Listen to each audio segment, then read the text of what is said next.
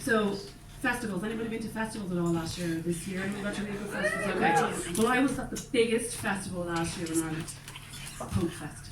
Yeah. The Pope brought out 100,000 people in one day, so fuck you, Coachella.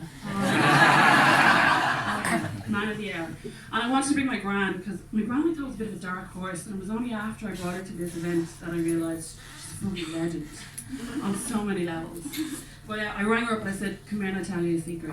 I'm bringing you to see the Pope. And she said, fuck off. I said, well, that's a Hail Mary. But I'm bringing you on Sunday, we're going to go down and see the Pope. And she said, fuck. A reunion tour. I haven't seen him since '79. Which baffled me because my nana goes to Mass 4 times a week. You'd think she'd know there was a different Pope since John. That was point number 1 of the dark horse. So the Friday beforehand, I went over and I said, come here and I tell you, we need to sort out your wardrobe because obviously it's a festival, you need to be festival ready. Alright? And for those of you who've never been to a festival, the key ingredient is fashion. And drugs. Your preference can be one or the other. Tomatoes or wild. Mine's not fashion. So, let's drink. So I said to her, right, what are you going to wear? And everybody knows that your nana always has a nice good pair of shoes. So she said, I'm bringing my good shoes. I said, good for you. Are you bringing your Mac? Now, does anyone know what a Mac is? No. You know what a Mac is? Okay, well, for the generation that are of today, it's a poncho. Only more expensive because it's made with industrial see-through plastic, so you can't hide jack shit in your pockets, but it's and it levels just below the knee where the good dress from last just sit. So I said, Nana, we are going to a pretty big dig, so maybe wear something different underneath the Mac. And the reason she wears a Mac is because it fucking rains here all the time. It's going to rain all the day. The Pope is here for the fucking shirt because the Irish Guild would have made sure there wasn't sunshine.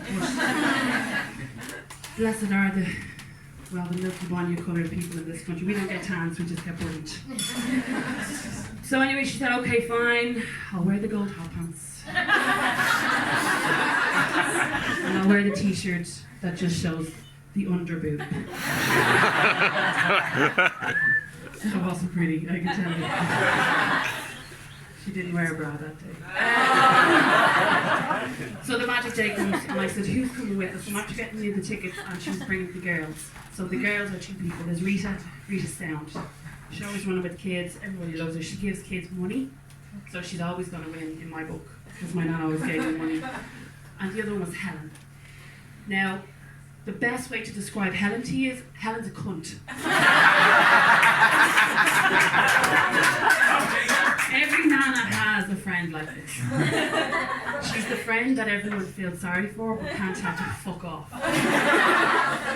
And she's about 4'2" and about 10 foot wide and has a limp and no one can figure out why.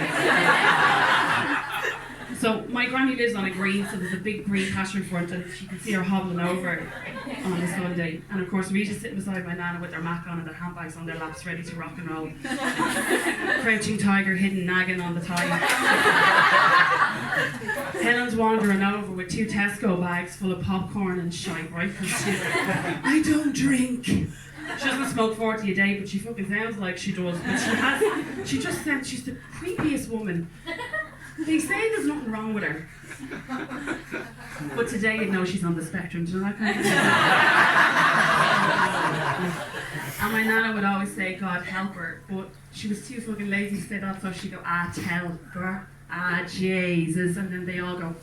I tell you, it's more than fucking prayer Helen needs. But when we finally got the girls in the car, I said, right, we're going to go to the drop zone. Helen had a stroke. She thought I was going to kick her out of the car. And when we finally got there, I said, look, I'm going to bring you in and we'll sort the day out and then I'm going to leave you to have your party. The novena, whatever. So I bring them down anyway and I said, right, this is going to be our meeting point. There's the temporary morgues, if anybody needs to die. And they're right beside the toilets. Don't get them mixed up. Because you won't be able to get you if you leave yourself in the jacks. Because the jacks will be filthy, you pass out in there. So I said to Nana, do you have everything? And she said, I do. I said, do you have your good teeth with you or your bad teeth with you? And she said, no, I brought the bad ones. I said, why did you bring the bad ones, Nana? And she said, well, when you're taking ecstasy, you could chew the jaw from yourself if you left the good teeth in. The kids would know I'm on the pills. What pills did you get? And she said, I got the ones with the Mitsubishi logo on them. I didn't have the heart to tell her they're about 50 years old, so I just switched my Tesla ones with her, so she had really fresh, good teeth.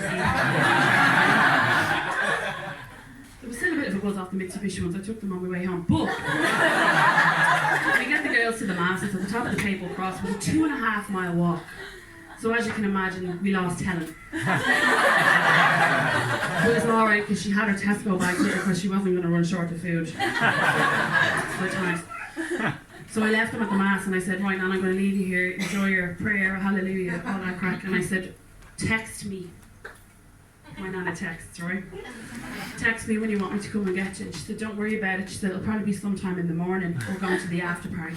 I said, where's that on? And she said, just down in the local graveyard. We're having a tea light vigil. A tea light vigil. She said, well, we'll get tea with it, but you know yourself. Cocaine. So I said, okay, did you bring your straw with you? And anybody in Berlin knows that when you buy a straw in Berlin, that's a cocaine straw. It's a metal one, and you can just bring it and sniff all your drugs up like that. So I gave her a little mine, and she's coming to Berlin with me next year. But I gave her a little mine and said, look, if you need anything else, just give me a shout. So herself and Rita totted off. No, I shit you not.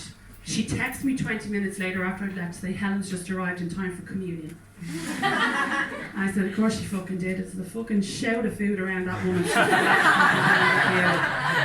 out of house and home that Owen does. She's a fucking bitch. She never does a big shop. You know, like a big shop once a week, you do a big shop and then a little small shop.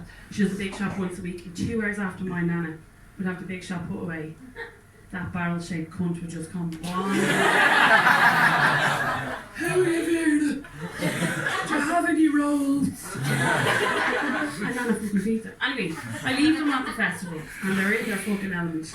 And the next thing I hear, she texts me at 3:30 in the morning. She said, everything's fine. We've just picked up some ketamine from some grave diggers. Party's going on, like, you don't need to pick me up. I said, that's fine, that's grand. Okay, emoji. And she texted me back the kissy emoji, but that was her way of telling me she was on the tits. That's what we used to do when we mouths went. So she's still around, you just don't bring her to the festival. So the end of the day anyway, it was all fine. It was 10:30 the next night when I heard from my Nana. Now I'd already contacted the festival about the temporary works to see if she was there. They had found Helen. She thought it was the Jacks. So I'm not going to leave that there.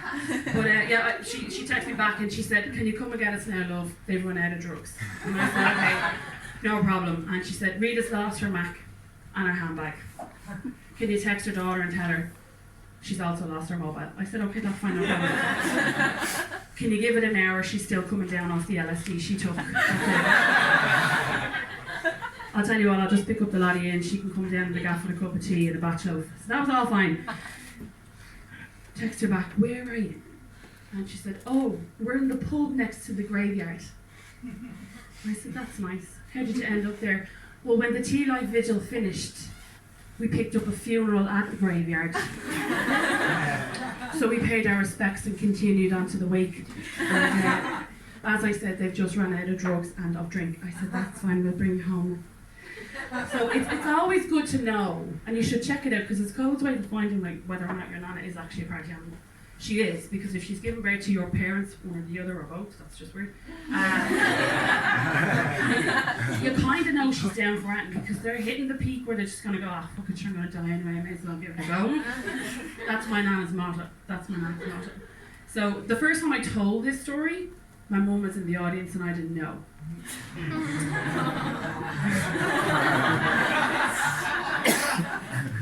Now, I'm over 30, okay, so I shouldn't be afraid of my mum.